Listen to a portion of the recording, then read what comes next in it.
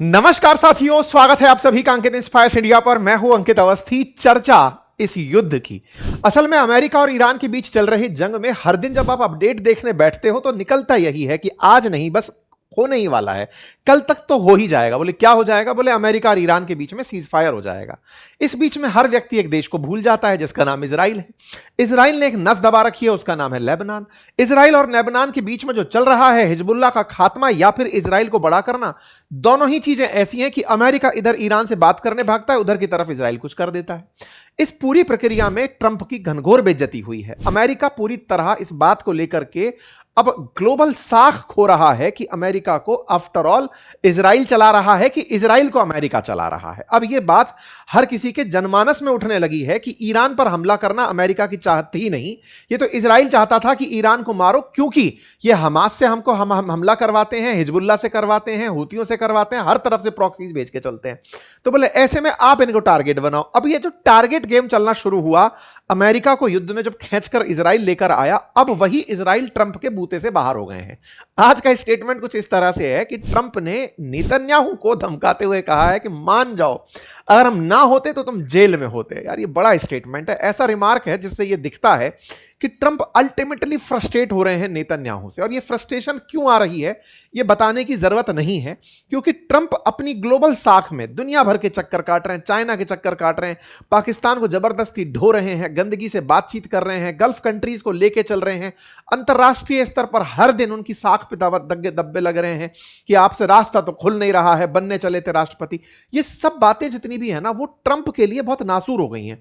इनसे वो निकलना चाह रहे हैं, निकल नहीं पा रहे हैं, और परिणाम क्या हो रहा है कि एनी टाइम आकर के नेतन्याहू उनके लिए दिक्कत खड़ी कर दे रहे हैं। अभी ऐसा क्या कांड किया है उन्होंने, उसको मैं डिटेल में बताऊंगा, क्योंकि इससे ईरान बिफरा, फ्रांस बिफरा, सब बिफरे, और इवन ट्रंप तक बिफरे, इतने बिफरे कि उन्होंने हिजबुल्लाह से बात कर ली, हिजबुल्लाह से बात करी कि भैया चलो कुछ सेटलमेंट करो। तो ये कहानी क्या है, आओ इसको विस्तार से समझते हैं। इस पूरी युद्ध की कहानी में एक नया एंगल जिसमें ट्रंप अब नेतन्याहू पर फटे हैं, यह चर्चा आपको बताते हैं। और इंटरेस्टिंग पता है क्या है, इस कहानी में नेतन्याहू भी ट्रंप के ऊपर भड़क गए हैं और उन्होंने कहा है कि सुनो, हमको यह सिखाया जाता है कि अमेरिकी राष्ट्रपतियों को कब हां बोलना होता है, कब ना बोलना होता है। मतलब अब नेतन्याहू ने भी अपनी इमेज दुनिया के सामने ये रख दी है कि अमेरिका अपने कंट्रोल में रहिएगा, हमें पता है कि हमें कब बोलना है और कब नहीं बोलना है। ईरान वाले इस बात पर बहुत मजे लेते हैं अमेरिका के कि ट्रंप तुम असल में एप्स्टीन फाइल के कब्जे में चल रहे हो, इजराइल तुम्हें नचा रहा है। जब जब तुम कुछ करने निकलते हो वो तुम्हें बता देता है कि सुनो खोलें फाइल, क्योंकि तुमने जो दबाई थी, कहते हैं कि एप्स्टीन खुद एक इजरायली एजेंट था और उसने तुम्हारी फाइल दबाई हुई है, तुम दबे पड़े हो इजराइल से, इसलिए कुछ कर नहीं रहे हो। बड़ा इंटरेस्टिंग चल रहा है। ईरान वाले उछला उछलाकर बार बार अमेरिकियों को यही बता रहे हैं कि सुनो, तुम युद्ध में नहीं आए थे, इजराइल तुम्हें लेकर आया। एक अलग नैरेटिव चल रहा है। चलो इस पूरी कहानी को डिटेल में समझते हैं, क्योंकि अपडेट यह है कि ईरान ने कहा है कि सुनो, अब कोई सीज फायर वार्ता नहीं होगी। ईरान बिफर गया और कहा कोई सीज फायर वार्ता नहीं। यह बात जैसे ही आई, ट्रंप दौड़ के मनाने पहुंचे कि भैया सुनो, रुक जाओ, ये बातें छोड़ दो, हम करेंगे, बातचीत करेंगे। तेल के भाव ऊपर नीचे होने लगे। जैसे ही ईरान ने कहा सीज फायर वार्ता नहीं, धाड़ से भाव ऊपर भागे। जैसे ही अमेरिका ने मामला संभाला, बाजार को राहत मिली, बाजार पर अब असर दिखने लगता है। आप इन चीजों को और भी डिटेल में जानना चाहते हैं तो आप हमारे एक चैनल और है, यूट्यूब चैनल बातें बाजार की, जिस पर हम बाजार की बातें करते हैं, आप वहां उसे भी मतलब ज्वाइन करके रख सकते हैं। ठीक है, चलिए खैर कोई नहीं, आइए तो आगे बढ़ते हैं और बात करते हैं इन महाशय की, इजराइल की, ईरान की, सबकी। लेकिन उससे पहले काम की, और काम की बात क्या है, समर वेकेशंस में जैसा मैंने आपसे कहा था कि हम अपने नन्हे मुन्ने प्यारे बच्चों को सिखा रहे हैं आर्टिफिशियल इंटेलिजेंस के यूजेस क्या क्या हो सकते हैं। बच्चों ने इन समर वेकेशंस में बहुत अच्छे वीडियोस बनाना सीखे। ऐसे ही बच्चे अब एप्लीकेशन बनाना सीख रहे हैं। आज की क्लास में उन्हें ऐप बनाना सिखाया जा रहा है वाइब कोडिंग से, यानी कि प्रॉम्प्ट से कैसे आप ऐप बना सकते हैं, कहां से जाकर के यूज कर सकते हैं। बहुत सारे साथियों ने विज्ञापन बना के मुझे भेजे हैं कि एआई से यूज केस क्या क्या हो सकता है, यू विज्ञापन बना के भेज रहे हैं। कुछ लोग हमारे पोस्टर बना के खुद से बना के भेज रहे हैं कि सर आपके पोस्टर्स हैं, हम ये बना रहे हैं। तो आप भी अगर सीखना चाहते हैं कि कैसे अपने बच्चों को भी सिखाना चाहते हैं ऐप बनाना, वेबसाइट बनाना, ये सारी चीजें, तो कोर्स उन्हें ज्वाइन करवाइए। आप भी ज्वाइन करिए। घर के अंदर जो भी ग्रैंड पेरेंट्स हैं, गार्जियंस हैं, महिलाएं हैं, परिवार में संभालने वाले जितने भी लोग हैं, एआई का यूज बिल्कुल वैसे ही जैसे आपने कभी सोशल मीडिया पर आने से पहले यार फेसबुक अकाउंट कैसे खुलता है या कैसे बनता है, लिंक्डइन क्या होता है, ये सब चीजें सीखने की सी होती है ना। ये एक टेक्नोलॉजी है, इसका यूज केस सीख लीजिए, बढ़िया फायदे का रहेगा। मेरा काम आपको ये बताना है, यूज करना आपका है। लिंक कमेंट बॉक्स में है, साल भर की वैलिडिटी के साथ कोर्सेज उपलब्ध है। फिलहाल लाइव क्लासेस चल रही हैं और जो निकल गई हैं वो आपको रिकॉर्डेड फॉर्म में साल भर तक मिलती रहेंगी। ठीक है, चलिए बढ़ते हैं, चर्चा करते हैं अमेरिका की और ईरान की कहां फंसी पड़ी, कहानी क्या है। आपको याद होगा जब युद्ध शुरू हुआ फरवरी 27 से, जब घटना शुरू हुई उसके बाद में मार्च में जाके एक बार विराम लगा सीज फायर के नाम का कि साहब अब सीज फायर हो रहा है। अमेरिका ने कहा अब नहीं कर रहे हैं हम, ठीक है। पाकिस्तान के माध्यम से वार्ताएं हुई और अनलिमिटेड काल के लिए सीज फायर चालू हो गया। लेकिन जब सीज फायर चालू हुआ तो उसकी कुछ शर्तें डिसाइड हुई थी और उस शर्तों में एक शर्त थी, लेबनान पर हमला नहीं करेगा इजराइल। ये एक शर्त थी। शुरुआत में अमेरिका ने इसे डिनाई किया था लेकिन बाद में अमेरिका इस बात को माना। लेबनान वाली जो शर्त थी ना, उसको मानने से इजराइल का इनकार रहा है। कारण क्या रहा, ये जो नेगोशिएशन थे ना, इसमें अमेरिका, क्योंकि उसको दुनिया में दिखाना था कि देखो मैं सर्वश्रेष्ठ हूं, मैं सर्वोच्च हूं, तो अमेरिका को ईरान के साथ बात करते समय खुद को ऊंचा दिखाना था। तो पार्टी तीन थी लेकिन इजराइल को किनारे करके रखा। यह बात नेतन्याहू को पसंद नहीं आई। बोले बेटा अच्छा बातचीत करो तुम, हमें तुम रखोगे साइड में उठा करके, हम नहीं मानेंगे, लो हम शर्त तोड़ते हैं। और शर्त तोड़ के इन्होंने लेबनान में गोले बरसाने शुरू किए। लेबनान कहां है, तो देखो ये इजराइल है, इसके उत्तर में अगर आप चलते हैं तो लेबनान है, और लेबनान के दक्षिण में, मतलब लेबनान की राजधानी बैरूत का भी, लेबनान फ्रांस की कॉलोनी रहा हुआ करता था, है ना, इसलिए लेबनान को बहुत ही मतलब फ्रांसीसी कल्चर के लिए कहते हैं। पेरिस है ये मिडिल ईस्ट का, इतना सुंदर हुआ करता था। अब तो खैर उन्होंने छेद दिया है पूरी तरह से। लेबनान के अंदर जो सत्ता है वो कंट्रोल होती है शिया सुन्नी और ईसाइयों के बीच में, लगभग बटी हुई सी सत्ता है। और जो मसल पावर है वो शियाओं ने रखी हुई है, हिजबुल्लाह नाम का एक आतंकी संगठन बनाकर, जो कि दुनिया का सबसे अमीर आतंकी संगठन कंसीडर भी किया जाता है। वो लेबनान से ही ऑपरेट होता है। लेबनान से होते हुए उस ऑपरेटेड हिजबुल्लाह को ईरान का सपोर्ट मिलता है। यहां पर बैठा हुआ है ईरान, सीरिया के पार में, ठीक है। ईरान उनको सपोर्ट करता है मिसाइल देकर के, उनको और जितनी भी संसाधन चाहिए उन्हें सपोर्ट करता है। क्यों? क्योंकि ईरान को इजराइल से इशू है। इजराइल और लेबनान बॉर्डर शेयर करते हैं। तो इजराइल क्या करता है, अच्छा लेबनान के दक्षिण में एक नदी बहती है, उसका नाम है लतानी रिवर। तो लतानी रिवर तक इजराइल ने कह रखा है, जैसे यहां पर कर रखा है ना गाजा के अंदर, कि सुनो हमने एक लाइन खींच दी है, इससे पीछे कोई नहीं आएगा। इजराइल धीरे धीरे अपने क्षेत्र को बड़ा करता चला जा रहा है, सलामी स्लाइसिंग कर रहा है, धीरे धीरे लोगों को अंदर भेजता है, वहां तक हमला कर देता है। अल्टीमेटली मतलब आने वाले समय में जो इजराइल पहले करके दिखा चुका है 67 वॉर में, 73 के अंदर, कि वो इन सब क्षेत्रों पर एक साथ चाहे तो अधिकार कर सकता है, ग्रेटर इजराइल बना सकता है। अभी वो ये कर रहा है कि करता रहूंगा धीरे धीरे, तो रिएक्शन कम होंगे, बस उन्हीं रिएक्शंस में उसके मिलिट्री ऑपरेशन कभी रुकते नहीं है। इजराइल ने, ये ईरान ने जब मांग की थी ना कि लेबनान पर हमला नहीं करोगे, उस समय पर नेतन्याहू ने इस बात पर सहमति नहीं जताई। और हुआ क्या, आज से एक दिन पहले की खबर है, लेबनान के अंदर एक बहुत पुराना किला है, बियोफोर्ड किला नाम है उसका, इजराइल ने उसके ऊपर कब्जा कर लिया। ये जो खबर आप देख रहे हैं बियोफोर्ड कैसल की, ये तस्वीर और न्यूज बनती है एक दिन पहले कि इजराइल लेबनान में घुसता है और एक बहुत पुराना, लगभग 900 साल पुराना एक किला है बियोफोर्ड, उसके ऊपर कब्जा कर लेता है। और इजराइल वाले उसके ऊपर इजरायली झंडा लगाकर तस्वीर दिखा देते हैं।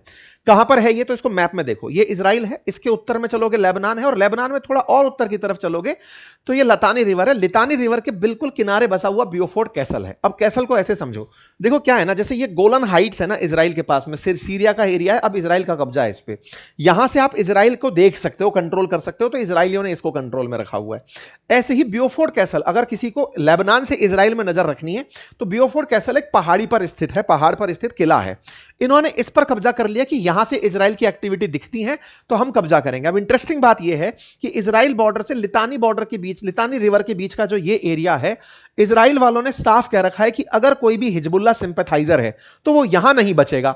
हिजबुल्लाह असल में लेबनान की पावर है, तो वो अगर यहां नहीं बचा तो धीरे धीरे ये वाला क्षेत्र भी इजराइल अपने कब्जे में ले लेगा। अभी जब ये कब्जे में हुआ है तो पॉसिबल है कि वो यहां से जाकर कब्जे में लिया गया हो। ठीक है साहब, ओके। ऐसे में ये जो पूरी स्थिति बनती है कि सदर्न लेबनान के अंदर इजराइलियों का इस तरह से जो एंट्री होती है और उसका वीडियो बाहर निकल कर आता है कि साहब कैसल पर कब्जा हो गया है, झंडा लहरा दिया गया है। 1982 से 2000 के बीच में लेबनान के इस हिस्से पर इजराइल का पहले भी कब्जा रहा है, लेकिन बाद में इस से दुनिया के प्रभाव से छोड़ा गया। और ये जो आप देख रहे हैं फिलहाल के लिए, ये जो स्थिति बनी हुई है, इस चीज को आप समझ सकते हैं किस तरह का टोपोग्राफी है, कितनी हाइट पर है, और यहां से आसानी से बसी हुई जनता को देखा जा सकता है। आप हाइट पर पहुंच गए तो यहां से आप पहाड़ों को समझ पा रहे हैं, सबसे ऊंचा पहाड़ है, यहां से इजराइल तक रीच पॉसिबल है, गोलन हाइट का व्यू निकलता है यहां से। तो इस जगह पर इन्होंने जाकर कब्जा कर लिया है। ये तस्वीरें निकल कर आती हैं, दुनिया भर की प्रतिक्रिया आती है। ये रहा वीडियो जिसमें इजरायली झंडा लहरा रहा है। बियोफोर्ड किले पर जो कब्जा हुआ, इस कब्जे पर लेबनान बहुत मुखर हुआ। लेबनान करे क्या, हर बार तो गोला पड़ जाता है। लेबनान के पीएम निकलकर आए, नवाब सलाम। उन्होंने कहा कि ये जो स्कॉच्ड अर्थ पॉलिसी अपना रहा है इजराइल, मतलब दुश्मन के लायक कुछ भी मत छोड़ो, इससे इन्होंने हमें बहुत नुकसान पहुंचाया है। मतलब स्कॉच्ड अर्थ पॉलिसी के तहत ये हमारे पीने के पानी को, जगहों को, टेरेन्स को, पहाड़ों को, सबको कब्जा करते चले जा रहे हैं।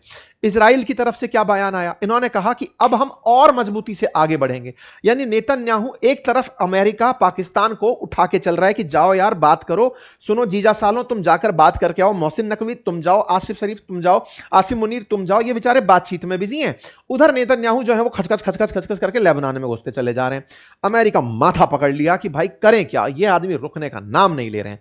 नेतन्याहू अपनी तरफ से कह रहे हैं कि हमारे फाइटर्स हमला करते रहेंगे। 31 मई की यह खबर है कि हमारे फाइटर्स हमला करते रहेंगे साहब। ठीक है साहब, नेतन्याहू ने पूरी तरह से अपनी बातों को सही ठहराते हुए कहा कि हिजबुल्लाह को हम मारते रहेंगे। उनके मोहम्मद मौस मैत्रेक करके यूनिट कमांडर है हिजबुल्लाह को, उसको मिसाइल से उड़ा दिया, बोले हम मारते रहेंगे। 1 जून के दिन यह खबर आई, प्रतिक्रिया दुनिया भर से उठी कि यार तुमको हिजबुल्लाह का कमांडर मारना था, तुम 15-15 मंजिल, 10-10, 5-5 मंजिल की इमारतों को, मतलब स्टोरी की बिल्डिंगों को उड़ा देते हो। बोले ये जो तुम हरकतें करते हो उन लोगों को मिटाने की, ये तरीका सही नहीं है। कोई बात नहीं साहब, लेकिन लेबनान के अंदर ईरान के प्रति इसलिए सिंपैथी है क्योंकि ईरान ने अपने बचाव से पहले लेबनान की सुरक्षा सुनिश्चित करी कि सीज फायर हम बाद में करेंगे, पहले लेबनान की सुरक्षा सिद्ध करो। अमेरिका को यह बात बताई गई कि सर सुनो, इजराइल वाले हमले कर रहे हैं, 3,500 से ज्यादा लेबनान में लोग मारे जा चुके हैं। यह बात जब ट्रंप को बताई गई, ट्रंप ने इस बात को आया गया कर दिया। ईरान ने तत्काल प्रभाव से कल के दिन आते ही स्टेटमेंट दिया, no ceasefire talk with America. लीजिए साहब, सैयद अरागची ने सीधा सीज फायर इमीडिएट अटेंशन के साथ खत्म कर दिया, कोई बात नहीं होगी जब तक लेबनान नहीं है बातचीत के लिए। अरागची का जैसे ही यह बयान आया कि अर्जेंट अटेंशन है, यूएस और इजराइल अब इस बात के जिम्मेदार होंगे अगर यहां से आगे कुछ होता है। गालिबाफ का बयान आया कि ये जो भी हरकतें कर रहे हैं इनकी बात पर यकीन ना किया जाए, ये लोग झूठे हैं, इनकी बातों से कोई सेंस नहीं है, लेबनान पर हमले जारी हैं। मतलब समझ में आया। कुल मिलाकर के ईरान ने इस पूरे मामले को बहुत ही गहराई से लिया कि इजरायली मान ही नहीं रहे हैं, ट्रंप तुम्हारे कहने में वो नहीं है तो तुम चच्चा बन क्यों रहे हो, हम नहीं मान रहे। ईरान ने और अपना प्लान रिवील किया। तस्मीन रिपोर्ट ने लिखा कि ये अब आगे चल के बाब अल मंडेब करके जो ये है स्ट्रेट है, उस पर हमला करने की प्लानिंग कर रहे हैं। हॉर्मुज तो कब्जा है ही, अब इसको भी उठाएंगे। इस डर से ऑयल की कीमतों में धाड़ से इजाफा हो गया, तेल की कीमतें $94 प्रति बैरल तक पहुंच गई। ट्रंप को पूछा गया सर ऐसा कुछ हुआ है, ट्रंप ने कहा मुझे क्या फर्क पड़ता है, I really don't care, I don't care less. ये भाई साहब शाम को हाई होंगे, इनको पता ही नहीं था चल क्या रहा है। ये हालांकि कहते हैं कि हम नशा नहीं करते, लेकिन इनको खुद की ही खुमारी चढ़ती है, आत्ममुक्त व्यक्ति है, नार्सिसिस्ट है, पता ही नहीं चल रहा है कि अपन को क्या। इनको फिर याद दिलाया गया, ये घटना है 1 जून को रात को 10:30 बजे कि सर वो ऐसे ऐसे हो गया है। ईरान वालों ने कहा सीज फायर वार्ता खत्म हो गया, अरे कुछ नहीं हुआ, जस्ट चिल। बाद में इनको याद आया कि यार ये क्या हो गया है। इन्होंने तुरंत नेतन्याहू को कॉल मिलाया कि सुनो, ये तुम अपनी तरफ से सिद्ध करो कि बैरूत में, यानी कि लेबनान की राजधानी में तुम्हारी सेनाएं नहीं जाएंगी। और इन्होंने हिजबुल्लाह को कॉल किया। आतंकी संगठन को अमेरिकी राष्ट्रपति का कॉल होता है और उससे कहते हैं कि सुनो तुम भी कहो कि गोली नहीं चलाओगे। इधर हिजबुल्लाह बोलता है गोली नहीं चलाएंगे, इधर से लेबनान इजराइल से बोला जाता है कि तुम गोली नहीं चलाओगे। यहां पर ये लिखते हैं, ट्रंप का ट्वीट आता है, रात रात में घटनाएं बदल रही हैं। Talks are continue at a rapid race with the Islamic Republic. बोले सब बातचीत चल रही है, कोई नहीं रुकी है बात, प्लीज ऐसे मत करना, बीच में कुछ नहीं रुका है, just sit back and relax, it will all work out well in the end, सब एंड में सही हो जाएगा। जब इन्होंने कहा, बाजार फिर से उठना शुरू हुआ। कुल मिलाकर के ये बातें बाजार को असर डालती हैं, ट्रंप का एकदम कंठ पकड़ में आ जाता है, क्योंकि फ्राइडे को तो उन्होंने कहा था कि हम ब्लॉकेड हटा रहे हैं, संडे गुजरने नहीं दिया, उस आदमी ने हमला कर दिया, कब्जा पकड़ लिया, मंडे को मार्केट फिर धड़ाम, फिर अरे भाई रोको रोको रोको, हमारा पैसा फंस गया। तो ट्रंप का पैसा फंसा तो फिर आए, उन्होंने कहा सब ठीक है, तो बाजार फिर से उठा के चलो ठीक है आप कह रहे हो तो मान लेते हैं। नेतन्याहू बाहर निकल कर आते हैं। नेतन्याहू कहते हैं कि मेरी ट्रंप से बात हुई, मैंने उनको बता दिया कि अगर हिजबुल्लाह हमारे ऊपर हमले नहीं रोकता, हमारे लोगों पर हमले नहीं रोकता, इजराइल हमले करते रहेगा, यह हमारा स्टांस है, चेंज नहीं होगा। नेतन्याहू ने 2 जून को यानी कि आज मध्य रात्रि को जैसे ये ट्वीट किया, इसका मतलब समझ रहे हैं आप? इसका मतलब है कि सर आपका कहना हम नहीं मानते। इन्होंने कहा कि भाई तुम गोली मत चलाना, इन्होंने इनको कहा कि यार बीबी नेतन्याहू कि भैया रुक जाओ, कोई गोली वोली मत चलाना, नो ट्रुप्स तुम्हारी कोई वहां नहीं जाएगी। नेतन्याहू आते हैं रात को, आकर कहते हैं कि सुनो सर हमको ज्ञान ना दो, अगर हमला हुआ तो हम नहीं रुकेंगे, हम चलेंगे साहब। ओहो, इस पर ट्रंप भड़क जाते हैं। अब से कुछ देर पहले की खबर है, कहा गया उनसे कि अगर मैं नहीं होता ना बेटा तो तुम जेल में होते। आपको पता है कि इनको इंटरनेशनल प्रिजनर मतलब इंटरनेशनल कोर्ट ऑफ जस्टिस के द्वारा नेतन्याहू के खिलाफ केस चल रहा है, यह कहते हुए कि साहब ये क्राइम कर चुके हैं, गाजा के अंदर बच्चों के ऊपर हमले किए, बहुत सारे बच्चों को मारा, तो इन्हें जेल होनी चाहिए। इस बात का जिस तरह से क्रिमिनल कोर्ट ने इनके ऊपर फैसला लिया, तो ट्रंप के संरक्षण के चलते, क्योंकि दुनिया में अमेरिका का सिक्का चलता है, तो नेतन्याहू बचे हुए हैं। अगर किसी दुनिया के देश में जाएं ऐसी जगह जहां पर कोर्ट के फैसले लागू होते हैं तो उन्हें शायद गिरफ्तार भी कर लिया जाए। तो ऐसे में नेतन्याहू को इन्होंने आज अपनी एहसान जता ही दिया कि बेटा मैं नहीं होता ना तुम जेल में होते। ऐसी बातों को यह कहा कि नेतन्याहू तुम पागल हो गए हो। रिपोर्ट के अनुसार है यह बात हालांकि कि लेबनान पर हमले के बाद ईरान ने सोमवार को चेतावनी दी थी कि अगर इजराइल कार्रवाई नहीं रुकती तो अमेरिका के साथ चल रही बातचीत छोड़ देगा। ट्रंप ने कहा कि तुम पागल हो गए हो, आखिर तुम कर क्या रहे हो? मैं नहीं होता तो तुम जेल में होता, मैं तुम्हें बचा रहा हूं। अब अगर हर कोई तुमसे नाराज है, इस वजह से हर कोई इजराइल से भी नाराज है। इन्होंने खूब सारा गुस्सा उस पर निकाला। नेतन्याहू मान भी जाते हैं, लेकिन नेतन्याहू के जो पार्टी के लीडर्स हैं, नेतन्याहू को जो समर्थन देकर चलते हैं, उन लोगों का, जैसे कि एक है इनमें से मार्क गेविर, उनका कहना है कि नेतन्याहू झुकना नहीं है ट्रंप के आगे। एक मैसेज है यहां पर कि पता होना चाहिए कि तुम्हें प्रेसिडेंट ऑफ यूनाइटेड स्टेट को यस कब कहना है और नो कब कहना है, तुम्हें रुकना नहीं है। मिनिस्टर है, ये समर्थन वापस खींच लेंगे अगर इनको नहीं मनाया तो। कुल मिलाकर के ट्रंप गए बुरी तरह फंस कि नेतन्याहू को मैं बोलता हूं मान जा, नेतन्याहू अब मुंह जोरी कर दिया है, सामने बोल गया है। ये वैसी वाली बात है, किसी बच्चे को आप इसलिए लेकर चल रहे थे, कई बार ऐसा नहीं होता, कई बार क्लास टीचर्स अपने क्लास में बच्चे बैठे होते हैं, उन बच्चों में से किसी बच्चे को जो थोड़ा उद्यमी होता है उसको समझा रहे थे बेटा बैठ जाओ, उसकी चीजों को इग्नोर कर रहा होता है, अपीजमेंट बोलते हैं इसको। एक दिन वो बच्चा मुंह पे मास्टर के खड़ा होकर कहता है सुनो मास्टर जी तुम्हारी इज्जत रख रहे थे तब तक रख रहे थे, बाहर निकलो कूट दिए जाओगे। ये बात बड़ी ही न्यूसेंस वाली होती है, मास्टर के दिमाग में डर पैदा करने के लिए की जाती है कि लोगों के सामने देखो क्या जज्बा है। लेकिन मास्टर तो मास्टर है, वो समझ रहा है कि इस बच्चे के अंदर क्या पोटेंशियल है क्या नहीं है, क्या कर पाएगा, ये ईगो में बोल गया है। ट्रंप और नेतन्याहू के बीच वैसा ही कुछ हो रहा है। ट्रंप अब तक नेतन्याहू के ऊपर बहुत सी चीजों से इग्नोर करते आ रहे हैं कि ठीक है कर लें दो। नेतन्याहू ने जो खेल किया है ट्रंप के साथ वो ऐसा है कि वो मुंह पर बोल गया है। तो ट्रंप के लिए ये बड़ा ह्यूमिलिएटिंग है, सामने ये कह देना कि अगर हम पर हुए तो हम नहीं मानेंगे, हम हमला करेंगे। ये दर्शाता है कि ट्रंप भी कमजोर है। अभी तक दुनिया में एक हेजिमनी चल रही थी कि अमेरिका टॉप पर है, उस ट्रंप की हेजिमनी को चैलेंज करने वाली चीज है, वर्चस्व को चैलेंज करने वाली चीज है। अब ऐसी स्थिति में सबसे बड़ा सवाल दिमाग में आपके आता है कि यार ऐसा क्या है, ट्रंप दबते किस चीज से? एप्स्टीन से? नहीं भाई साहब, असल में क्या है कि ट्रंप के पीछे जो लॉबी है ना, चाहे ऑयल लॉबी हो चाहे टेक लॉबी हो, ये सारे लॉबिस्ट जो हैं वो मैक्सिमम लोग पैसे वाले अगर हैं, जो फंड देते हैं बड़ा बड़ा, वो यहूदी हैं, जियोनिस्ट हैं, जियोज हैं, और उनके द्वारा इन्हें सपोर्ट किया जाता है। कोई भी राष्ट्रपति बने उसको वो पैसा देकर खड़ा रखते हैं। अगर वो लॉबिंग हटा दे तो सरकारें हिल जाती हैं, उनकी वजह से दिक्कत खड़ी हो जाती है। चाहे आर्म्स डील करनी हो चाहे टैग डील करनी हो, मेजर पार्ट उनके हाथ में। और अमेरिका तो पूरी तरह कैपिटलिस्ट कंट्री है, वो खुद मानकर चलता है कि धंधा ही हमारा उद्देश्य है। तो ऐसे में उनको यह मजबूरी है कि वो जियोपॉलिटिकली इजरायलियों के बिना कुछ सोच नहीं पाते। मरण यही है। ट्रंप अगर तीनों को टेबल पर लेकर चल रहे होते, साथ में इजराइल को भी बिठाकर चल रहे होते इस वॉर में, तो शायद अब तक सीज फायर हो गया होता। लेकिन ट्रंप को था कि मैं अमेरिका को ग्रेट दिखाऊंगा, मारे गए। तो कुल मिलाकर के साहब गंभीर मामला फंस गया है। देर ट्रंप से पूछा गया कि सर ये क्या हुआ, मतलब कुछ मामला गड़बड़ा गया, हुआ क्या? तो बोले यार कुछ ग्लिच आ गई थी, जैसे नहीं होता हमारे सेशन से अटक जाते हैं सब, ग्लिच आ गई थी। The Iranian were upset about Israel attack on Lebanon, so I spoke with Hezbollah and said no shooting. I talk to Bibi and said no shooting and they both stop shooting each other. ऐसा कह के इन्होंने ABC के पत्रकारों को कहा कि मैंने बात कर ली है, सब चीजें ठीक चल रही हैं। इस पर क्या बात आई इनकी तरफ से ईरान वालों की? ईरान वालों ने कहा कि अब दुनिया वालों आपने देख लिया है, अमेरिका को पता ही नहीं है चल क्या रहा है। पहले ट्रंप कह रहे हैं मुझे फर्क नहीं पड़ता, बाद में फर्क पड़ता है, सबसे बात कर लेते हैं, अब कहते हैं मैंने दोनों से कह दिया नो शूटिंग। इन लोगों की बात पर यकीन कैसे कर लें दुनिया वालों, ये बताओ। ईरान ने अपनी तरफ से बातें साफ रखी है कि देखो ऐसी बातें नहीं होंगी, पहले सब शांति रखो तब जाकर के बातचीत होगी। तो देखना है आगे होता क्या है। कुल मिलाकर के लोग इसी बात का आनंद ले रहे हैं कि नेतन्याहू ने ट्रंप को एक पपेट बना के रख लिया है। ट्रंप कुछ भी बोलते हैं, अब उनकी मस्करी होती है, लोग उनकी बातों को सीरियस ले नहीं रहे हैं। आप सीरियस लेते हैं या नहीं, जरूर कमेंट बॉक्स में बताइएगा। आपकी क्या राय है इस विषय पर? इजराइल के स्टैंड को आप कैसे देखते हैं? सेल्फ डिफेंस या फिर अचीवमेंट? क्या है असल में इजराइल की स्ट्रेटजी? जरूर कमेंट बॉक्स में बताइए। फिलहाल के लिए इतना ही। और हाँ, अगर बच्चों को समर वेकेशन में कुछ बढ़िया ज्वाइन कराना है तो लिंक कमेंट बॉक्स में पिन है। सिखाइए एआई का यूज करना। धन्यवाद।